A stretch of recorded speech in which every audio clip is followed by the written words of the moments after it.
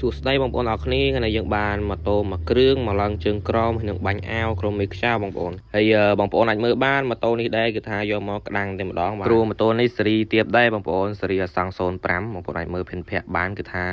យកមកគឺចាស់ខ្លាំងបងប្អូនចាស់ខ្លាំងហើយយើងដោះអាវមើលខាងក្នុងបាទគឺថាក្រហមពេញមកតួម៉ូតូបដ ாய்បងប្អូនអរគ្នាហើយម៉ូតូនេះដែរគឺខ្ញុំយកតម្លៃធូរទេបងប្អូនធ្វើអស់តា100ជាងអត់ដល់200ទេហើយសម្រាប់ម៉ូតូគាត់គឺធ្វើឡើងជើងក្រមក្រុមមេខ្យាហើយនឹងបាញ់ខោអាវវាថ្មីឡើងវិញហើយវីដេអូនេះដែរគឺខ្ញុំធ្វើមកចប់យកមកហើយម៉ូតូតែម្ដងបងប្អូនខ្ញុំកាត់ទេបន្ទាប់ពីដោះតម្លាក់ជើងក្រមហើយយើងមកមើលការងារបាញ់អាវរបស់យើងម្ដងហើយអាវនេះដែរគឺមានការបាក់បែកគួរសមដែរគឺយើងប៉ះឲ្យគាត់មួយសេតមកចាប់ចូលអត់មានលឺរ៉រ៉ាហើយសម្រាប់ទឹកថ្នាំវិញគឺយើងបាញ់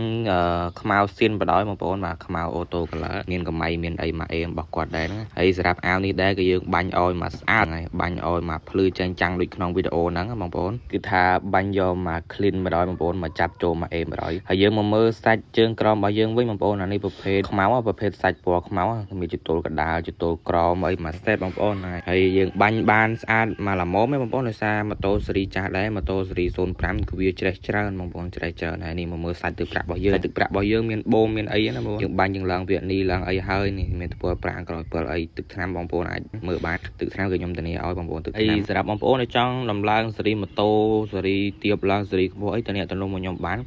តម្លៃសមរម្យដូចគេដូចឯងទេបងប្អូនហ្នឹងហើយធានាធ្វើឲ្យមកស្អាតឲ្យហ្នឹងហើយបងប្អូនដែលស្ទើរលុយអាចធ្វើដូចគាត់បានគ្រាន់តែឡើងជើងក្រមបាញ់អាវថ្មីឡើងវិញលាងម៉ាស៊ីនហើយនេះបងប្អូនពេលយើងរៀបហើយបងប្អូនមើលស្អាតបានប្រមាណភាគរយដែរម៉ូតូយកមកគឺក្រហមឥឡូវឡើងចៃឡើងវិញបងប្អូនអាចមើលភិនភ័ក្របានម៉ូតូមុននឹងយកមកហើយនឹងពេលធ្វើហើយបញ្ជាក់ម៉ូតូនេះបងប្អូនគឺស្ទើរស្បែកកែបបងប្អូនហ្នឹងហើយចាស់គាត់ថាចាំពេលគាត់មានលុយចាំគាត់ដាក់ដោយសារគាត់អស់លុយហើយធ្វើបានតែប៉ុណ្្នឹងទេបងប្អូនអាចមើលបានហើយសម្រាប់បងប្អូនមានម៉ូតូចាស់ចាស់ហើយចង់ឡើងជើងក្រមតំណមកបានបងប្អូនបាទតម្លៃបើចង់ធ្វើមកស្អាតឡើងវិញទៅតាមតម្លៃបងប្អូនចង់ធ្វើបាទធ្វើឲ្យច្រើនគឺស្អាតខ្លាំងដូចស៊ីនបរយហើយធ្វើអស់ល្មមគឺបានប៉ុណ្ណឹងបងប្អូនហ្នឹងហើយនេះគឺធ្វើទៅតាមតម្លៃលុយទឹកលុយបងប្អូនមានទឹកលុយប៉ុណ្ណាចង់ធ្វើប៉ុណ្ណាធ្វើឲ្យប៉ុណ្ណឹងបានបងប្អូនហើយបងប្អូនអាចមកមើលបាន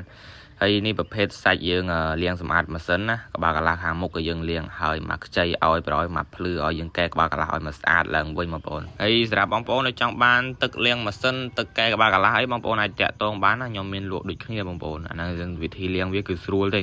ថ្ងៃលាងហើយយើងកែមកគឺភ្លឺដូចស៊ីនប្រយប្រភេទក្បាលកន្លះវាហើយវីដេអូរបស់យើងគឺមានតែប៉ុណ្ណឹងទេពុកម៉ែបងប្អូនអរគ្នាហើយសម្រាប់បងប្អូនដែលមកក្រោយអត់ទាន់បាន follow page complete follow page ម្នាក់មួយផងដើម្បីតាមដានវីដេអូខ្ញុំធ្វើម៉ូតូថ្មីទៀតសម្រាប់បងប្អូនដែលអត់ទាន់មានលុយអាចមើលវីដេអូតាមដានការធ្វើរបស់ខ្ញុំបានបើបងប្អូនពេញចិត្តនឹងការធ្វើរបស់ខ្ញុំបងប្អូនអាចផ្ញើម៉ូតូឬក៏ចង់ធ្វើអីតំណមកខ្ញុំបានណាបងប្អូនអរគុណច្រើនបងប្អូនអរគ្នា